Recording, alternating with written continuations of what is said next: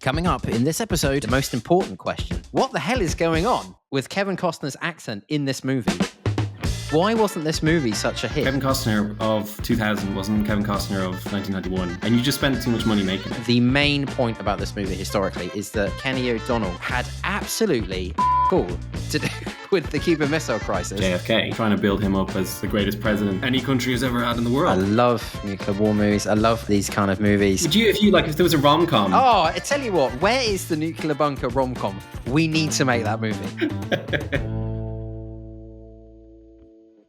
Welcome back to the Historical Movies Podcast. My name is Ross Evans. I'm an editor. I'm joined by first-time guest, a former editor, a former flatmate of mine, in fact, a former editor in film and TV, and now moving into sustainability. I'm delighted to welcome Shane Connolly. Shane, how are you doing? I'm doing pretty well. Thank you for having me on. Such an esteemed podcast. Proud to have made it.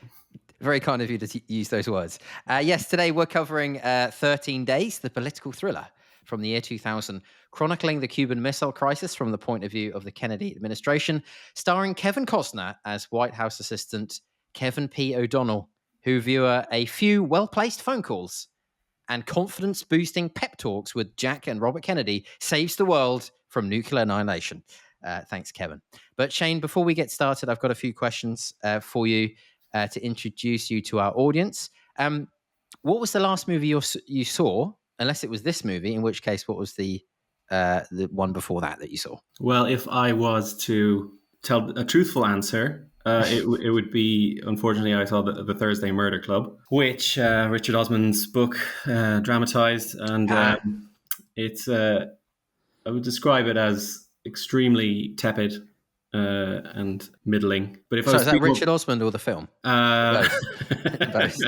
I think he's more charming actually than that story, but I don't know who to blame anyway. There's obviously a lot of different people go into making a film. To lie and be more pretentious, there's been a few other kind of historical films I've seen recently which were really good. Vermiglio, which is kind of set at the end of World War II in Italy, and then La Chimera. I don't know if you heard about that one. It was a really good one. Kind of, I don't know. Thieves of ancient graves and things like that, Roman graves. They go around nicking stuff, and it's really quite interesting, kind of that one. So you can choose any of those. For your next, See, this is why I wanted to have you on, because your film knowledge, honestly, I don't know anyone else who knows as many films and has seen as many films as you have. So, what's your favorite historical movie? Would you say? If you Master and Commander. Yes, I am. You've done an episode on it. We did an episode. Bryce was so exhausted. Anyway, yeah. Well, yeah, maybe he just gone a bit too hard on the grog the night before, kind of themed to match the film he was about to do the podcast on. Yeah, I love that film, and I was actually, when I listened to that episode, which was very entertaining, but when it came to whether it was out of 10. I was really cursing both of you. That is a 10 out of 10 film, and there's just no two ways about it. I think it's just it's so entertaining. Quite a different story, as you referred to there. I really do. I find it very enjoyable, and I often watch it again and again. And my partner will come back and say, "You watching it again? So you have a free night, and this is how you spend it." But it's like a comfort movie. Yeah. Everything's going to be all right with the world because in some universe, Maturin and Aubrey are friends. Yeah, and they're still out there. And you could just escape to it. Yeah, they're still out in the ocean, chasing the Acheron. Still chasing it. Cannot find this bastard boat. If you could make a movie, Shane, about one period in history, what would it be? It's always the question I like to ask our guests. I've always had a deep fascination with the War of the Triple Alliance in Paraguay, which gets very little coverage in all history kind of courses, textbooks. But a million people died in it. It was like 60-70% of the Paraguayan population died, and has some great characters, like the kind of dictator of Paraguay, which just continuously blundering from one mistake to the next, ends up locking his sisters in cages. His concubine is like is actually an Irish lady who escaped the famine and then went to Paris and became a courtesan. Then he was visiting Paris and he was trying to get weaponry, and it's got everything in it. And yet we haven't really. I've never even heard of it. What period? What years? What decade is that? It's like 1864 to 1870. It's pretty soon, I think, after the U.S. Civil War. So it could be that it got drowned out by that other conflict. Yeah, well, also by Hollywood, the center of a lot of these films is Hollywood, which I imagine has zero interest in Paraguayan history. But there we go. Shane, when did you first see 13 Days? Have you seen it before? Yeah, I'd seen it before. I think it was probably about 20 years ago, and I was trying to remember where, but maybe like on Sky Movies or something late at night. When I should have gone to bed, and it was like starting at like 11:30 or something, and I was like, oh yeah, Cuban Missile Crisis. Okay, this is worth staying up for. Yeah, I saw a lot of films probably when I was too young to watch them, but I don't know when Channel 5 came out in the UK, must have been late 90s, early 2000s, but they always used to they basically showed a film every night at 9 o'clock, and all of the 80s, 90s stuff, and that was that's basically when I started watching films. Thank you, Channel 5. It was like lambasted as a crap TV channel that just showed shark documentaries and softcore pornography, but it did also show like 80s and 90s blockbusters, older films every night, 9 o'clock. It's great fun. Yeah, well, maybe a job that some of the ITVs do now, because some of the ITV 2 or 3 or 4, I don't know what number. Usually there's a Bond on. Yeah, all times on one of them. I don't know. Yeah. So we've got to discuss this film. We're going to get into the history. There's a lot to get through. It's a very important, very interesting part of human civilization, maybe the closest we've ever been to destroying ourselves. But first, Shane, all of those questions are eclipsed by the most important question. What the hell is going on with Kevin Costner's accent in this movie, which is so bad it is still apparently renowned in Boston, like a benchmark of bad movies. Where does Kevin Costner's accent in this movie sit in the pantheon of bad movie accents? Well, I think outside of the Boston area, I don't think it would be a podium finish. I think it has some serious moments where it goes astray, and you can imagine the editors there going, that's the best one. I mean, that's terrible, but that's the best one. Or I got to use that take for some other performance reason. But what's the matter? Forgot how to open a car door, he says at one point. It's a strange accent, though. I mean, a Boston accent is quite a strange accent. It really does require you to do a lot. Time for a very short interruption. It's Ross here. Thanks very much for listening on YouTube. Don't forget to check out all of our other episodes, and we'd love to hear from you, so leave us a comment. And any sharing or liking or subscribing you can do would really help the podcast. So thanks a lot. Many actors, I think, have fallen at the hurdle. When I think of bad movie accents, I often think of Kevin Costner, another Kevin Costner film, Robin Hood, Prince of Thieves, where he sort of begins to try and do an English accent, and he's just like, that's not working. So, I wonder, because this movie, I suppose, it's got that whole Boston gang thing, hasn't it, about the Kennedys, and he's part of that, and they obviously went to high school together and stuff like that. So I suppose he kind of had to do it. But at some point I was thinking, just drop it, Kevin. It's not, even I can hear it's not working out. If he had lost it, or if he hadn't used it, I don't think it wouldn't have bothered me. I mean, in terms of... Yeah, if he hadn't have used it, I think is the point. Yeah. When you mentioned Robin Hood, Prince of Thieves, but like, I've seen that many times when I was younger.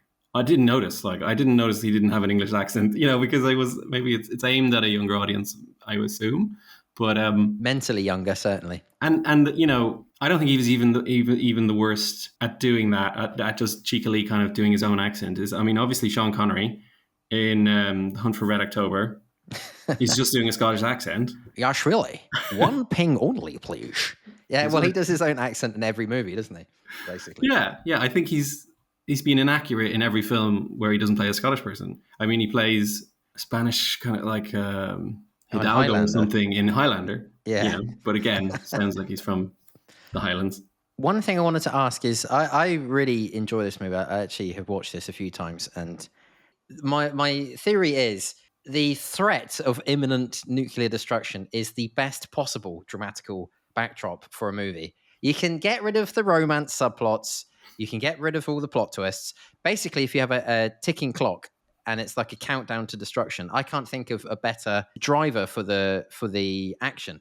And, coming back to your point about Master and Commander, on that episode, I mentioned that I like those movies because it's a group of men against the existential threat of the ocean and the elements and so on. And I think that always provides such a great driver, for a film, basically. And this movie is in that ilk of movies such as, well, I suppose Doctor Strangelove, but it's a comedy, but Failsafe. And I know you've seen that movie. It's one of my favorite films that no one's seen. And Threads and things like that, where there's something about the total annihilation of the human race, which makes for the best drama, doesn't it? Or am I just such a nerd? I'm not interested in romance and in family subplots. I remember back to when I was studying film, and a lecturer told us that your story should be the most important thing that happens to those characters in their entire life. And I'm pretty sure nuclear holocaust is going to be the most important thing that happens to your characters, but not just your characters, because it's all of humanity. So you just expanded it. It's like not just an event that happens to a few people. Your main protagonist is everyone who exists.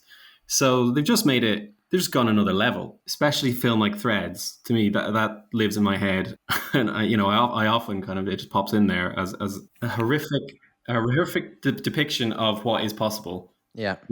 In a very domestic kind of storyline, and all rules of decency are kind of broken. I do think it's more difficult maybe in a historical film. Some of those films you're talking about are speculative, but in a historical context, apart from the bombings in Japan, you don't ever get the bombing never happens. So you're kind of like, well, I know there's a bit, maybe potentially a bit of an anticlimax, because that in any kind of historical films, it's not possible that it's going to happen, because it hasn't happened. Apart from that's a good point. Yeah, there's something about this movie. There's something about I think Roger Ebert, my favorite film critic, said there's something about men wearing white shirts with sweat patches under their arms, drinking endless amounts of coffee and necking whiskey and stuff, and they're sort of shuffling around paperwork and looking at photographs of missiles or something, and you've got this score in the background. There's something about that I just find it absolutely engrossing. I just can't stop watching it. That kind of we found out this bit of information, and then this bit of information, and the Russians don't know that we don't know, not to sound like Donna Rumsfeld, and it goes into this bit and then this subplot. And I love all that. I love the roller coaster of these kind of films. And it kind of, there is like a family element at the beginning, and briefly at the end when he watches his son playing American football. You'll go get him, squad, or whatever he says. And that's pretty much it. And the rest of it is just, bam, oh, we're all going to blow up. What more do you need? I think I've often thought that, because, what these people are like are the consummate professionals. As you say, they wear suits, so that gives you an indication. It's kind of an intoxicating remedy, isn't it? That if only the Kennedys administration had continued, if only we'd had good men leading the world, we wouldn't be in such a pickle. We'll come on to the real history in just one second, but I wanted to ask you then, moving on from that, why wasn't this movie such a hit? It was a bit of a flop. It cost 80 million and made 66.6 million at the box office. Wasn't such a massive hit with audiences, as in box office movie-going audiences. It was released December 2000. It was up against Castaway, What Women Want, and, Shane, Miss Congeniality. So my question is, what is up? Is it the trailer? Is it the marketing? I did think I had the feeling that it might have performed better after 9/11, because if you look at that kind of watershed moment, the films that come out after that are much more concerned with terrorism and not just terrorism, but like maybe geopolitics and stuff. And the films that come before that are all like natural disasters and a year or two later, or 10 years before. In the immediate aftermath of the fall of the Berlin Wall and the end of the Soviet Union, there might have been a bit more like, oh yeah, that's interesting. Yeah, we've just heard about all that kind of stuff. Let's hear a story about it. But just then, at that point, that was like 2000, I think. And the Cold War was maybe a distant memory. And I know, as you recall, Ross, it was the end of history, wasn't it? I mean, yes, Francis no more Fukushima. What's his name? Fukuyama. I always forget his name. Yeah. Wrote the book End of History. Yeah. Yeah. So potentially people just were like, we got past all that. Why do we have to kind of deal with geopolitical questions? Yeah, I think that is seriously the reason why. Yeah. Well, I do have some other thoughts. Is why as to why it might not have done so well. I mean, it was released at Christmas, and potentially that it's not the most festive theme, kind of nuclear annihilation. Not for most. I mean, for Ross Evans, I'm sure it's on TV on Christmas Day. If you did watch the trailer, it states from the director of Species, Cocktail, and World's Fastest Indian. And I Yeah. thought maybe the audience would be like, are they all the best films that I've ever been? Or would they, tempt me into a kind of hard-nosed political thriller? But I think that the main reason why it didn't do well was because Kevin Costner of 2000 wasn't Kevin Costner of 1991. Because I went and looked at the box office as well and compared it to JFK. Because to me, those two films, there's a connection. I mean, a strong connection. Historical. Yeah. JFK is involved. Kevin Costner's in it. It's kind of a thriller. And the two or three films before JFK that he shot were Dances with Wolves and Robin Hood, Prince of Thieves.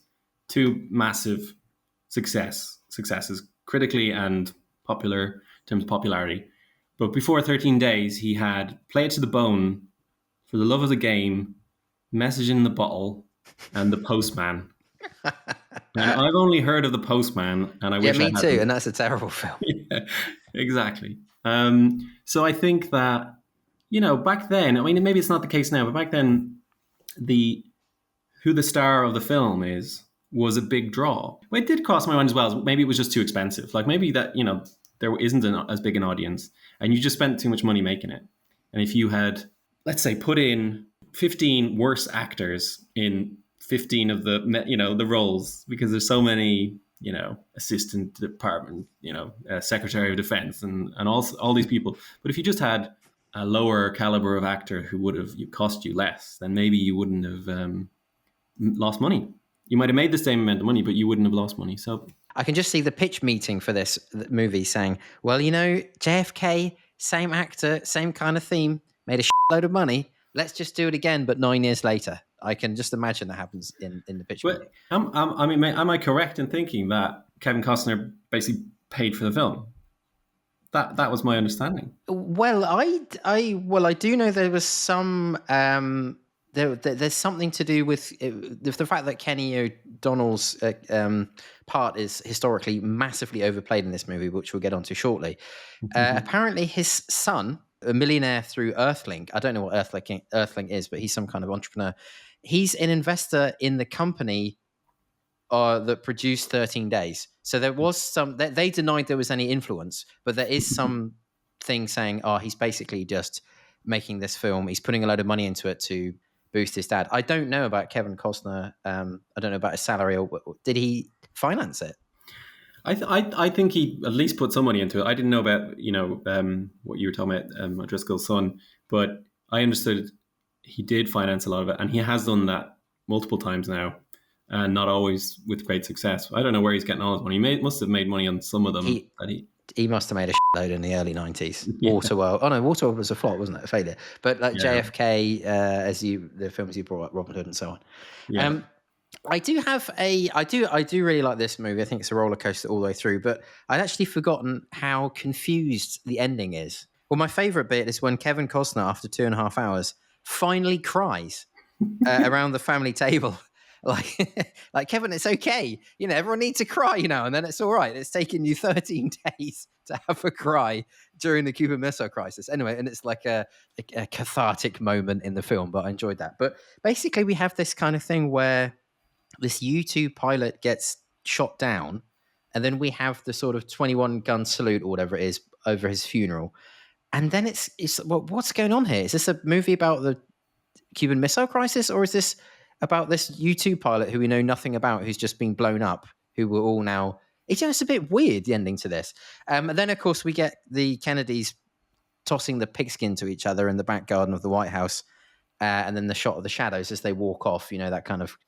The great men. If only the Kennedys had continued their administration shot, basically. But yeah, that stuff about the U-2 pilot, I don't know about you, but at the end I was thinking, where's this movie going at the end? So it has a wobble in like the last 5 minutes. Yeah, I think I do recall. I mean, I did just rewatch it, and some of those things you're describing, I'm like, yeah, that's kind of confusing. Specifically when he's having the cry, because yes. I think they'd seemingly solved it or something, but we But I took some figuring out that he didn't know that yet. But we had seen it, that it had all been sorted out. Yeah, And it's a bit anticlimactic. Yeah, and then Kennedy's like reading a teletype message or something, and it's like, yeah, what's going on here? And well, there's no, mate, I don't know, but there's no kind of for a roller coaster movie all the way through that hits a lot of the marks really well. I think of next thing's coming, next problem's coming, next coming problem. It's almost like they couldn't quite get the ending correct. How do we actually end this? It's kind of like a deflated balloon, isn't it? I found at the end of this movie. well, I mean, they end it, as you were suggesting about, wouldn't it be great if the Kennedys had survived, with a heroic moment from JFK. You know, not gonna lap up all the adulation. He thinks, oh, that's too much. I'm gonna go in the other room and I'm gonna do the heroic thing and console a dead soldier's wife and family. Yeah, You know, yeah, it's just trying to build him up as yeah. the greatest president any country has ever had in the world. Yes, and almost the greatest human of all time. I know. With a JFK. backpack. Maybe that's a good segue into. We should talk about the history.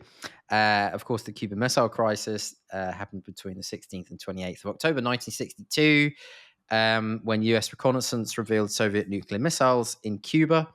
There was a naval blockade demanding their removal, and after tense negotiations, Soviet Premier Khrushchev agreed to withdraw the missiles in exchange for U.S. pledges not to invade Cuba and a secret deal to remove Jupiter missiles from Turkey. I was looking that up, actually, that's the thing about the Jupiter missiles. I found that very interesting. There were 15 Jupiter missiles stationed in Turkey with the capability to strike Moscow with nuclear warheads, I think in 3 or 4 minutes. So they were deployed in 1961, removed in April 1963. Where is the Russian movie equivalent for this? Where the US secretly puts missiles in Turkey, and Khrushchev's like, oh shit, I've just seen this aerial reconnaissance photo. We've briefly touched on the fact that Kenny O'Donnell in this movie, his historic importance is massively overblown. Robert McNamara, who of course appears in this as Defense Secretary, said, for God's sakes, Kenny O'Donnell didn't have any role whatsoever in the missile crisis. He was a political appointment secretary to the president. That's absurd. He goes on and says, it was not Kenny O'Donnell who pulled us all together. It was Ted Sorensen, who's JFK's speechwriter, who appears in this movie. So, and I mentioned that fact about some maybe dodgy financial investment going on here. But I think that's basically the main point about this movie historically, is that Kenny O'Donnell had absolutely, how do I say this, cool to do with the Cuban Missile Crisis. And despite in this movie, he's portrayed as someone who's so brazenly self-confident and sure of the right thing that he will eat the president's toast. He really didn't do much. He's gluten intolerant. He didn't eat that toast. Yeah. So, before you mentioned that, there was some kind of potential funding rationale for why he's more prominent in this. I actually was more forgiving of the fact that they made him prominent because I don't think it's that much of a distortion of important historical facts to say like a political appointee had a big role. Like what I think it's doing in terms of the story is providing you as a viewer with someone to kind of travel through the story with, who can interact with everyone at all the important moments. And that's case in point is when Bobby Kennedy is going to see the Soviet ambassador, Kevin Costner, let's say Kevin Costner gets into the car with him, and so they can have a bit of a chat. Now, if your main character was JFK, and that's who you were supposed to be relating to the whole film, you couldn't get into the car with Bobby. You know what I mean? You wouldn't be experiencing that side of the story. So I think he's like this point of reference for us as the viewer to kind of travel through that story, and otherwise I don't think it would work as well, because who are you relating to? Yeah, I mean, I suppose there's an argument that you could make it in a different style, like a sort of mockumentary, not a mockumentary, a docu-series. What do they call it? Like a documentary, docudrama, yeah. But I don't think it would be as engaging. It wouldn't be a Hollywood movie. We need a strong hero. And when I was watching this movie I always felt that Kevin Costner's character is basically like a historical apparition. He's sort of like a ghost stalking the halls of the White House. And it's not really, I mean, they could have just made up some bloke. They could have just, rather than saying it was Kenny O'Donnell, just make up someone else with like a Boston sounding name. As you said, exactly. It's just basically the anchor that we need as an audience to tie us through all of these events. So I mean, there is this stuff about the investment and what's going on there, but I don't really have a massive problem with the fact that his character is overblown. Perhaps maybe what I would have a problem with is how much smoke this film blows up the Kennedys' asses, because it is unbelievable how, this kind of veneration of the Kennedy administration and Camelot, and If Only They Had Lived. You mentioned JFK, which is another great example of basically a film that made by people who think that the world basically went wrong on, when was it? In 1963 in Dealey Plaza in Texas. And if Kennedy had not been assassinated, then we wouldn't have all these problems with the military-industrial complex, yada, yada, yada. But let's not forget, first of all, as I understand it, rather than being the Kennedy brothers as the lone voices of reason, it was way more complicated than that. Particularly Robert Kennedy, at the beginning of the crisis, was absolutely in favor of a full-scale invasion, not as he's shown here. So that's like the biggest, I think, thing that they've changed in terms of the Kennedy administration. But let's not forget, of course, that they invaded. Were involved. The Kennedys gave the green light to the Bear Pigs invasion in April 1961, which was inherited from Eisenhower, apparently, but they didn't not do it. I know Kennedy didn't give air support, did he, to the Bear Pigs invasion, so it kind of failed. But there would be an argument that they are making these problems for themselves, that they've invaded Cuba and now they're surprised when the Russians put nuclear weapons there. But no, it was, a lot more complex situation, to the point that they had initiated with the Bay of Pigs. Yeah, I mean, that's it. From the other side, that failed invasion was a key rationale for why they sent the missiles in the first place. Yeah, the Turkey thing turns out to be a key kind of later on, but like, as I was going to say, Khrushchev comes back from a trip to Bulgaria and he says to all his kind of head officials in the Soviet government, like, I might have been in Bulgaria, but my mind was completely on Cuba all the time, and we have to stop the United States from invading again. They're definitely going to try and invade again, and we have to, if we let that happen, then it's going to be disaster for the communist bloc. So you just can't see it. You can't see, because there was also like opposition within his cabinet. So when they're deciding we're going to send the missiles, or he's suggesting to his version of his cabinet, there is opposition. Someone's saying like, well, yeah, but what happens if they're found out? What happens when we reveal it? We're going to have to reveal it at some point. And they're like, well, that'll be just, they won't be able to do anything about it once we have them there. So you can't see the missiles going in if there hadn't been a Bay of Pigs. But it's a question of how far you keep going back, because the Bay of Pigs is following on from communist governments forming elsewhere around the world, and a feeling like we have to the theory of containment. We can't like keep letting countries turn into communist states, or we'll be completely surrounded and not one country on its own. I think it's too easy to draw a line in one place or draw a line in the others, and surely this film kind of, because where the film starts and not really much talk about the Bay of Pigs, it's drawing a line there. But other, as you say, a Soviet version of this story might start it a bit earlier. I wouldn't put too much blame. I don't know about you. I wouldn't put too much blame on this movie, because it is being very focused in what it's trying to do. And we've discussed many times on this podcast that Hollywood basically has to present things as almost black and white, so that you have a hero and you've got to have a contrast to that. And in this case, it's actually the military industrial complex, or the military commanders. You've got to have a Kennedy camp and a military commanders camp. You've got to simplify it into that. I don't think it's massively problematic. I think the best thing Ross, no, sorry. Yeah. Can I just say, Yeah. I think it is massively problematic in a sense of how these stories in Hollywood have become simplified. I think that affects the way you view the world, and has, an an effect, has a consequence on the subsequent politics, on maybe the where the United States has gotten to today. But maybe that's not the topic of this podcast. No. I think it's an extremely good point, and I like to think that our listeners. I think the reason people are drawn to this podcast is because that they people who listen to this podcast will be aware of the simplification that happens in Hollywood and how it tends to varnish over more complicated things and paint incorrect pictures of things. Kennedy mentions in the film that he read The Guns of August by Barbara Tuchman, and I for one, I think that's fantastic that someone is describing and talking about a history book in a Hollywood film. But her, central kind of thesis was, I think, the misunderstandings, the miscommunications, and the kind of military timetables and about all mobilizations that were determining, that led World War I to happen. And this was the book that he was reading, and he mentions it in the film.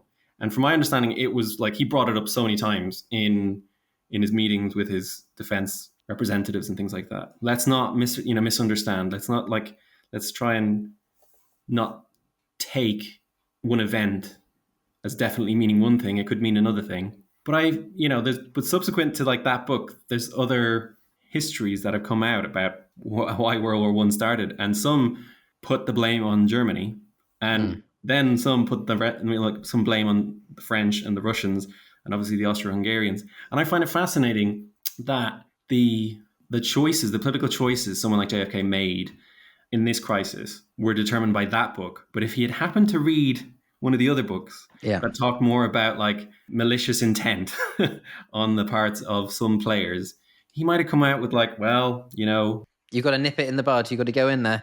That's it. I mean, they talk as well, like the mention of appeasement, was like learning the lessons of World War II. So, we have to be very thankful that he read that book. But later on, it maybe they haven't got a terrible plan to strike first. Maybe we'll give them the benefit of the doubt about certain things. It's just one of those historical oddities that you think, thank God he was reading that at the time. I did want to mention another part of the history is that if you want to listen to the XCOM meetings of the higher echelon of US government discussing what they should do, you can, because Kennedy, unbeknownst to anyone else, recorded most of them. And you can just go on YouTube now and search XCOM tapes and you'll find them all.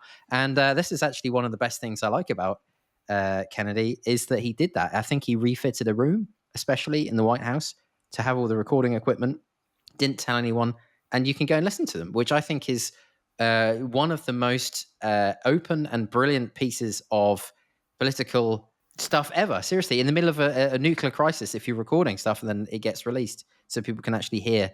I mean, that's democratic, in my opinion. It was Nixon did the same thing, and it destroyed him. So well, okay, yeah, well, good. But that's the thing; it should be open. Destroy him. Yeah, absolutely. Because that's my point. This information should be open. It occurs to me when I watch it is kind of where the depiction of the American people is, right? The electorate, the citizenry of the country. As I understand it, Kennedy himself and McNamara at the very start are like, what does this change? If these rockets are here, it doesn't really change the dynamic. They could destroy us before, we could destroy them before. But one of the things they really worried was about, we told the Soviets that they couldn't put the missiles there. So now they have. We can't just let that happen because the people of the United States will think we're weak, because the domestic opposition will think we're weak. It raises important questions of responsibility of the citizenry to not think someone's weak if they take a kind of a more conciliatory approach in these situations and not just go in gung-ho. I find it very interesting that it kind of just leaves them out of the topic. When they were central in the actual story, in the real historical story, they were central because they were a driving force for why the United States felt like they had to keep pushing and had to get their missiles out. Your point that you're making about appearing weak in public opinion and playing politics and the media and what the media will do to us and the opposition, all that stuff, That is represented a few times where we've got Kenny O'Donnell and he's saying, he's talking about to remove the missiles out of Turkey, and he's banging against it, and he's talking about the midterms, and this will make us look weak. And it is mentioned a good few times that they're basically thinking the whole time about the political angle of this, the political angle of ending humanity or whatever it is. It's bizarre actually when you think about it. Of course, no matter what the population think, which is always very difficult to judge, it's what the media is interested in, because the media just manufactures and sells stories. That's what it's there to do. So no matter what the population think, okay, we said we wouldn't have missiles in Cuba. If we allow them to have missiles in Cuba, then the newspapers are all going to run against us and we'll lose the midterms, or we'll perform badly at the midterms and lose the next election. So I think that's the point I would bring up about it's like the media juggling the media, basically. But I still think the people can refuse to be led by those newspapers, I think, in the media. And I think they have on multiple occasions. If you just look at Donald Trump and what the media was doing at this, his first election. Yeah, there's always a disconnect between what people are thinking and what's reported people are thinking. I mean, how do you measure what people are thinking? This movie, shows, this is another point we'll get into now, a point that you wanted to bring up as well, about the great man view of history, which we, again, keep banging on about in this podcast. But this also falls straight into that camp. And I can understand from a Hollywood movie making perspective why that happens, because it gives you a strong hero. It gives you a strong story in that classic Hollywood style. Doesn't mean that's the only way to make films. But this strongman view of history, which we get in this movie, even Kevin Costner says at this point, his wife says, "Oh, you're smart too." And he says, "Not like them." Jane, not like the Kennedys. They were really smart. We just need men of goodwill. Isn't there a quote at the end of this movie? He says, if the sun comes up tomorrow, it's because men of goodwill have, got together and sorted it out. So this movie is, let's not kid ourselves, giving the tremendously conservative opinion that rather than democracy, we just need some very good leaders.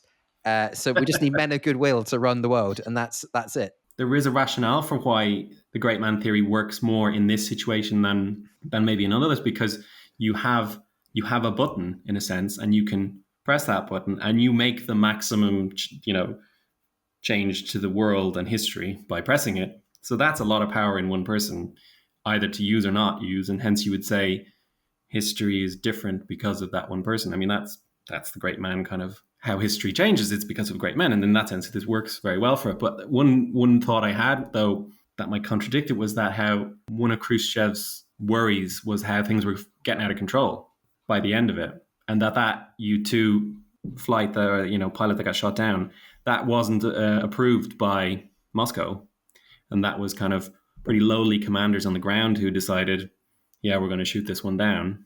And he just thought, like, right, I'm no longer, fully in control, and this could spiral. If there is any topic where the great man theory would come into reality, as you said, is the nuclear war topic, because the US president carries around the nuclear football.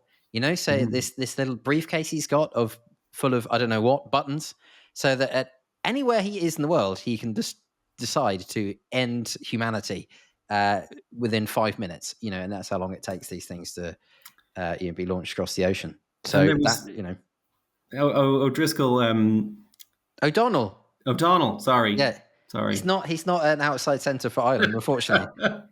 Yeah, no, he would have been throwing the football backwards and it wouldn't work in NFL. But he does at one point throw the football into the couch. When he at the very start. The literal football. Yeah, sorry, not the nuclear football. The actual. No, but football. I haven't. Yeah. I love that shot. I love the way it goes, like slow motion, boom on the couch, and you're like, "What the what? American football?" Okay, right. I know it comes back at the end, but that is such a weird shot in this movie.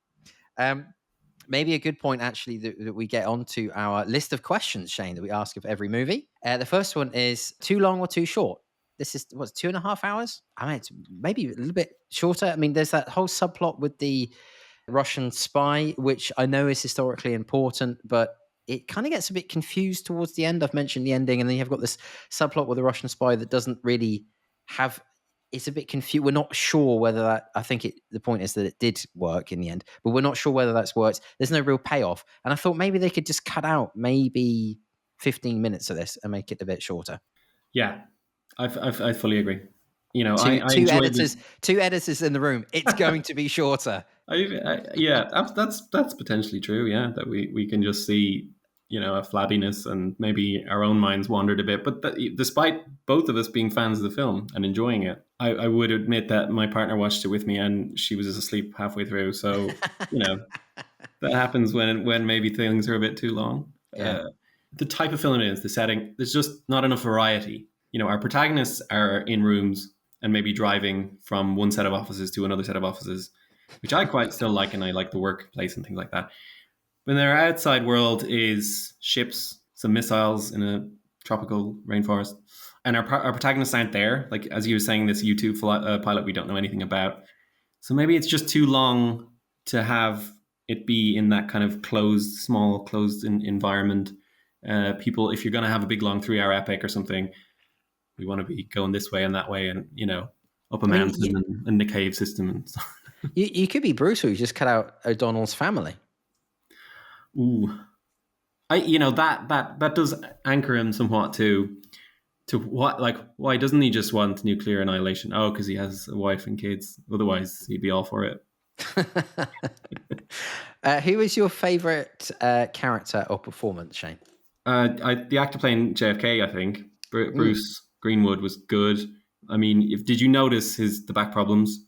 He really did. Yeah. Yes, I did. Yeah. I thought that was expert acting. The now well chronicled absolute litany of medical problems that JFK had while he was in office and medication he was taking for.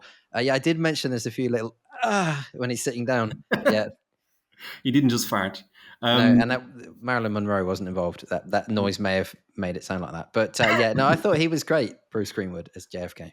Two others, Dylan Baker, Robert McNamara. I think he was good, especially in the sequence where the Navy guy is berating him, and then he's like, "Oh yeah, maybe I did mess up," and then he berates him back. I just think it was pretty good, pretty strong. Do you know what? That's the only bit of that's the only bit of this movie where I think the acting's weak. With Dylan Baker, when he goes, "Don't you understand? This is a new language, the likes of which the world has never seen." And he doesn't. It doesn't obviously deliver like that. But I just thought he doesn't. He looks like Robert McNamara, that guy. But I thought he doesn't. I don't think he's quite got the clout for me. Right. We'll have to disagree on that. And the last one, right? Just one more. Jackie Kennedy. Kennedy, played by Stephanie Romanov. Oh, did you? Yeah, I don't know if that's intentional. Like, there were other actresses who equally could have played the part, but once Romanov walked into a room, they just thought, "Oh, Russian connection will really kind of push home the doomed dynasties connection." She's the shoo-in. Anti-Soviet, you know, like they. Sending another message. What was your favorite scene? I think I like the one where General Curtis LeMay is kind of giving JFK a dressing down, and he's telling him, "We've got to go in. We've got to blow him up. We can't do it. We can't wait any longer. We really have to, like, strike now." And then he says to the president, like, "You're in a tight spot." And then the president turns around and like, "Well, you're in there with me." And you're like, "Oh yeah." Quite like that one. The one where JFK and O'Donnell kind of, O'Donnell pulls him into the Oval Office and he starts, telling him they're trying to get you into a war with these rules of engagement. Yeah, that's good. Tying you up in knots. And it's, it's urgent. It's like knowing, it's like this character sees sees what's underneath the facade level of a meeting or whatever's going on. And, like, you like characters who can figure that stuff out. So I like those scenes. What scenes did you like? Yeah, I find it difficult to pick a best one because I think this movie is. I think they all perform really well. The scenes. I think it's really tight. This movie, in the scenes that are in it. I enjoyed very much the beginning where we have an American political administration exposition scene dressed up as a family quiz at breakfast, and because they've got to, like, tell the audience that RFK is the Secretary General, what is it, or whatever, and Robert McNamara is the Defense Secretary, blah, blah, blah. So how do we do that? Right, okay, maybe Kevin Costner's at the breakfast table and he's quizzing his kids who are all really interested in what dad knows. Anyway, Did you notice this scene where just after O'Donnell is giving one of his pep talks to JFK, I think where he tells him to loosen his tie. It's just before a scene where there's a TV address. He is addressing the nation on television, JFK, and he goes out the door. And the camera pans around. We're now back in the room. JFK's exited, but now we're now back in the room with JFK, and he's just over there, just the other side of the camera, and he's making an address. And it's really like, I was like, okay, that's really weird. I really like stuff like that in movies, and I really like that scene. But in this movie, I was thinking, what is that? Is it like a reference to them losing track of time because they're just sleeping in the White House the whole time and just, they lost track of days or whatever it is? It's kind of a weird inclusion, but I like it in an otherwise kind of you could say relatively paint by numbers movie. They're not doing anything particularly avant-garde. That scene I really like.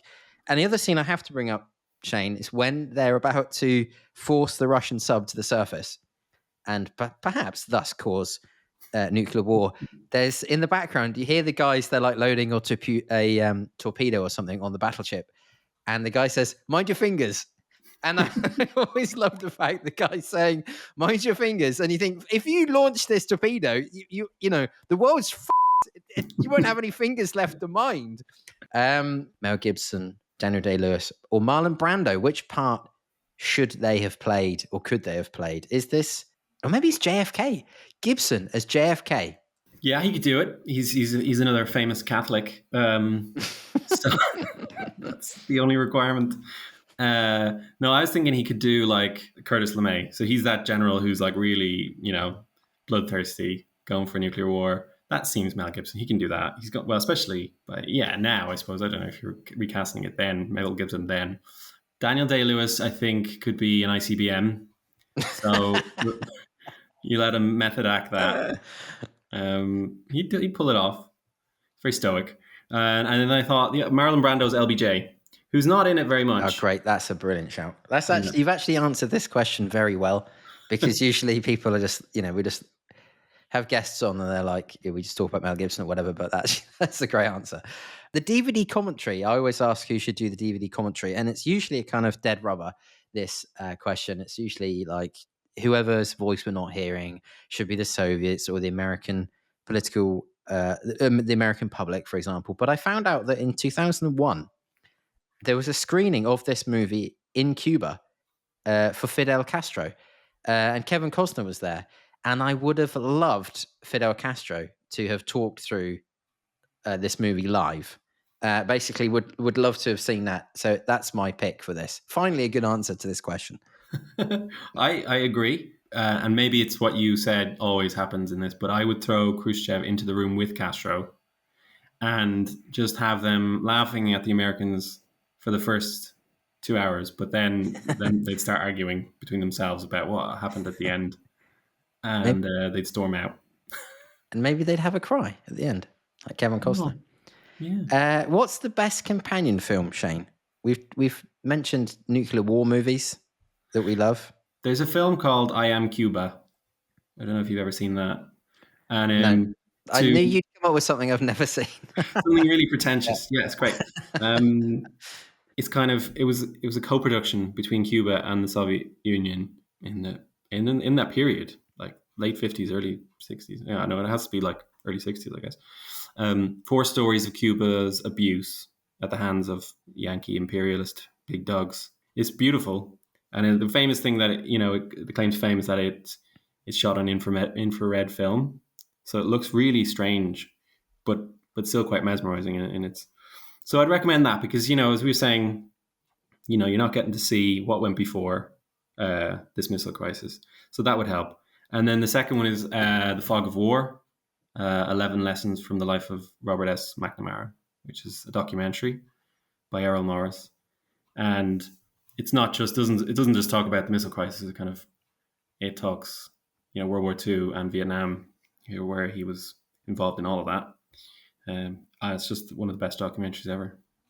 I've never even heard of it, but as a massive documentary movie fan, I'll put it down. Was it 11 Lessons?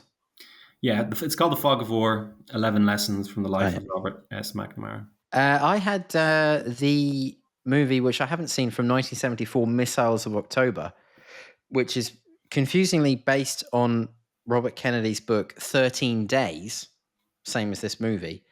But this movie is based on a 1997 book called The Kennedy Tapes Inside the White House during the Cuban Missile Crisis. But apparently there is a movie that was made in the 70s based on RFK's memoirs, which came out, which I haven't seen. Hall of Fame, Shane. This is where we think about any prop or any historical item which should go into a museum. I guess maybe the letters. So they were kept like sending each other letters. The nasty second letter. Yeah, which was it that nasty? It ended up having a key part that led to de-escalation. But simply like now it seems bizarre that diplomacy was kind of conducted in such a way. Formal letters sent back and forth. Now you just have a Zoom. Skype. Skype doesn't exist anymore. Too old. No. Teams meeting. It's like you've just said, use the telegraph. I had the nasty second letter. That's what I've got. But I've also got the imaginary sparrows, which apparently hit the guy's plane. When he comes back and he's been told not to get shot by Kevin Costner. And the guy's, his second commander's like, "Whoa, man, did you see that?" And he's like, "Yeah, damn sparrows." And it's like, what the fuck? And he really goes through it as well. The actor, he's like, "Sparrows, damn sparrows. Did you see those sparrows?" I was like, okay. But so I would put in the imaginary sparrows. That's what I'm putting in. Yeah, like I know you've just been shot at, but like, tone it down a bit. That's overacting. I mean, so would your display case just be like empty? It would be empty with a little plaque that says "Imaginary Sparrows" from the film 13 Days. Very good. What would happen in the sequel if there was one? I'm tempted to say that it's already been made, but it was made 9 years ago before this movie came out, and it's JFK from 91. Ah, interesting. Yeah. Well, it depends. Yeah, I guess it obviously has some of the same characters, so that makes sense for that. But thinking more in terms of historical kind of lessons, that maybe this film tries to convey. And I thought maybe a film about the Iraq War and how they also used or thought they were using lessons from history to make their decisions in that war. Maybe they weren't the right lessons from history, but potentially in the future, maybe one about Taiwan, because there could be a round 2 of nuclear standoff over that island. Yeah. America's back to, hasn't it, with nuclear weapons if it's invaded. Yeah, we could imagine this pitch idea. It's the Kennedy assassination from the perspective of Assistant Press Secretary to the White House, Kenny O'Donnell. And he's basically going around giving everyone pep talks. Don't worry about it. I know your husband's brain has just been exploded everywhere over the back of a car, but it'll be fine. Just a few pep talks. Maybe we could do that. I have got a serious point I wanted to bring up. During the Cuban Missile Crisis, there was a Russian submarine called B-59, which was attempting to run the blockade in the Caribbean Sea. And the Americans dropped practice depth charges on it. So it wouldn't have blown up the sub, but the submarine didn't know that. And they were also out of contact with Moscow. And the captain of the submarine and his second in command thought that the Third World War had started and almost launched a nuclear torpedo from the submarine. And it was only the fact that there was a chief of staff to the deployed submarine detachment. Basically, someone in the submarine flotilla had chosen that specific submarine to be his flagship from the Soviet military. And if he wasn't on that submarine, they probably would have launched the nuclear missile because the captain and his second in command were convinced the Third World War had started. Robert McNamara said at the time, when he found out about it later, I should say, we came very, very close to nuclear war, closer than we knew at the time. So I want to see a sequel that is, because I love submarine movies, I want to see a sequel which is based on that incident, which is actually even more terrifying possibly than this film. You're absolutely right, that incident. One of the things was that they did the depth charges, they got the submarine came up and surfaced, and there was a ship, and I think it was called the Coney, that was following on. It was tracking it because they could see where it was, I think. And they were sending messages to each other just saying, hey, are you okay? And they were like, yeah, we're fine. So even there's quite polite conversation between them in these messages. But at that moment, a US plane goes overhead, drops flares so that they can take photographs of the submarine. But the Soviet crew think that they're under attack, that the plane has dropped some sort of weapon. They all dive, all the crew kind of dive back down the ladders. The guy who had like some sort of messaging lamp, I think, gets stuck, meaning one of the guys, probably the guy you're referring to, has to stay on top. And because he stays on top, he gets to see a message from the Coney saying, sorry about that. Very sorry, chaps. Sorry about that. That was just flares from a plane. And because he saw that message, he went back down afterwards once your man had gotten through the ladder with his lamp and told the others, like, oh, they just apologized for that. Apparently we're not under attack. So wow, I did not know that, Shane. That's amazing, because I thought, here's a little fact that I find fascinating that maybe no one's really heard of. But no, it is fascinating. And it speaks to, what we said earlier, but they were losing control. Like they made a thought that they were like making all the decisions in the White House and the Kremlin, but they had given nuclear weapons out. And there was some confusing orders, as far as I understand as well, that the Soviets were allowed to fire them or on their own if they were under attack, or not, needing Moscow. It was like they had contradictory orders. So it was a very, very dangerous situation. It's a wonder we haven't blown ourselves up at this stage. If you look into the history of nukes that have gone missing or have dropped from aircrafts by mistake, although they weren't armed, it's ridiculous. I don't know how we've gotten through. But thank God we have, so we can enjoy Kevin Costner movies. Pedant's Corner, Shane. This is where we pick up. It's usually a certain section of the historical community, military historians, who like to pick things to pieces. But I have got a good one here. Mistake. O'Donnell's son's report card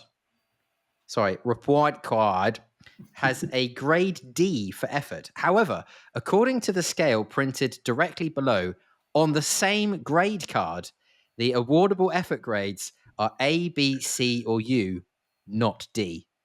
Did you get anything for this section? Can you beat that? No, I mean, that is pretty pedantic. I guess he scored off the scale. I mean, that's maybe, what to take from that. So I found something where this kind of movie reviewer is criticizing the film, and he's saying, at one point, McNamara admits that a radar center in which he is stationed has lost sight for several hours of a Russian ship and it allowed it to pass the blockade. It will be hard for America or American movies either to teach or to learn anything new about history if this insists on simplifying the past into a series of American victories, enemy transgressions, and ostensibly minute minute slip-ups, on our part that conveniently get swept away under the carpet. I'm just like, huh? Like, this film is already 2.5 hours. Like, what kind of level of detail do you want to go into about? Like, it just speaks to, as I said, they're losing control. It's just not, yeah. We're losing control of the rivet counters. There's a lot of stuff about the missiles. I don't know if I want to go into this, but there's a mention of an Atlas missile launch while we are being shown the liftoff of a Titan missile on the screen. During the mounting tensions, a B-52 bomber appears carrying 4 white, menacing-looking missiles under her wings. I love the way that they always say her when it's a ship or a plane. Such missiles can easily be identified as the Hound Dog type, which was under test in the mid-60s but never became operational. America would never deploy those missiles because the project was scrapped before even being accepted into the Air Force. Factual error. The U-2 is shot down with a truck-loaded SA-3 missile, but this weapon platform is clearly inadequate for the task, and the larger SA-2 missiles would be required. Blah, blah, blah. It goes on and on and on. These people don't know when to stop. Anyway, did you get anything for Sood's Corner? Which Bryce usually takes care of because he has access to like academic journals. But I don't know if I haven't got anything for this. Did you get any gushing reviews or anything like that? So it's from the same critic who I referred to in the previous one. I don't know if he still critiques films. I hope not. But it starts to criticize Kevin Costner films in general, and that they tend to have what he calls a stacked deck against women, after a chauvinistic long-term tendency to cast as his female co-stars quiet actresses like Sissy Spacek or Mary McDonnell, or simply inadequate ones like Jean Tripplehorn or Kelly Preston. Costner this time recruited a total unknown to play 4 short scenes as his wife, her name buried so far down in the credits as almost to defy discovery. And I'm just like, are you a feminist? Or do you just have a problem with certain types of women? I find him just completely contradictory in two separate sentences. But I do think you could criticize the film in some ways for having, like no women. Well, that was a criticism of Master and Commander as well.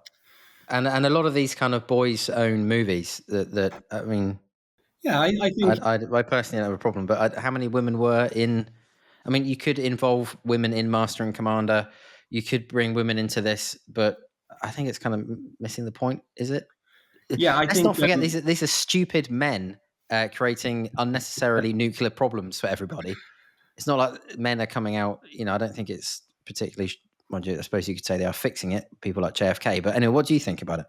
I think that it should be completely fine to have films like this that predominantly have men in it, and because they were the ones in the rooms at the time.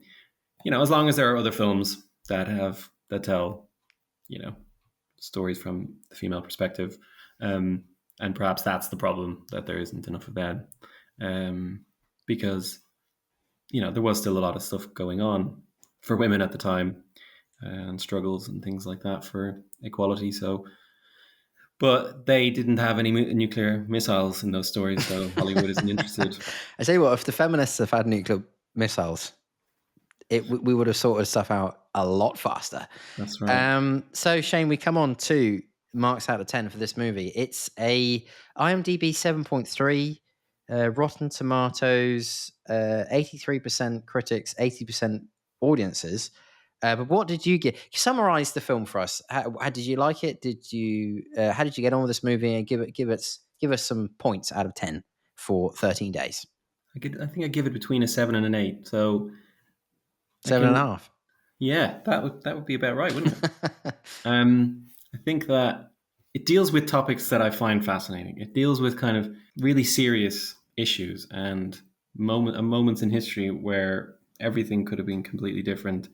It deals with serious people, whether overly fictionalized or not, trying to deal with intractable problems. I can see past certain flaws, or that it does need to lose about 20 minutes, or the accents and things like that, because it's ambitious in that sense. It's a talking film mostly, and that's not, you don't see enough of, maybe. And also that it's trying to deal with it, teach history, and it's more accurate than it's not.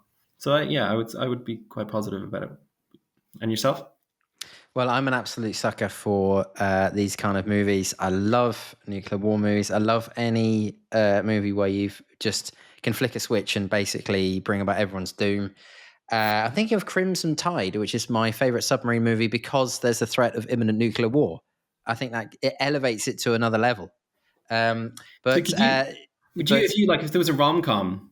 I tell you what, where is the nuclear bunker rom-com? We need to make that movie.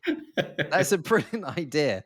I don't know, it's because you can have a crescendo of the moment that they save the world from nuclear holocaust is also the kiss. Maybe they kiss over disarming the nukes, or so. I don't know what it would be, but that's a great shout. No, I really enjoy this movie. I don't think there's that. I know it's 2.5 hours, but there's not really any point in the movie where I think it drags too much.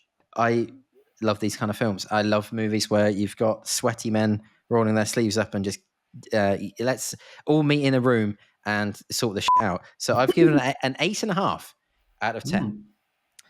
So Shane, thank you so much for joining me on the Historical Movies podcast. If you're listening, if you give us a positive review particularly on Apple Podcasts or Spotify, that really helps the podcast. That's something you can do for free to help us out. So thank you very much. If you're watching this on YouTube, please leave us a comment and subscribe. That would also help. Thank you very much for listening, and we'll see you again on the next episode of the Historical Movies podcast. That's it for this episode of the Historical Movies Podcast. Don't forget to leave us a review on your chosen podcast platform. Spotify and Apple Podcasts make a huge difference to the algorithm. And if you're on YouTube, don't forget to leave a comment or a like or subscribe. Thanks very much for listening. We'll see you in the next episode.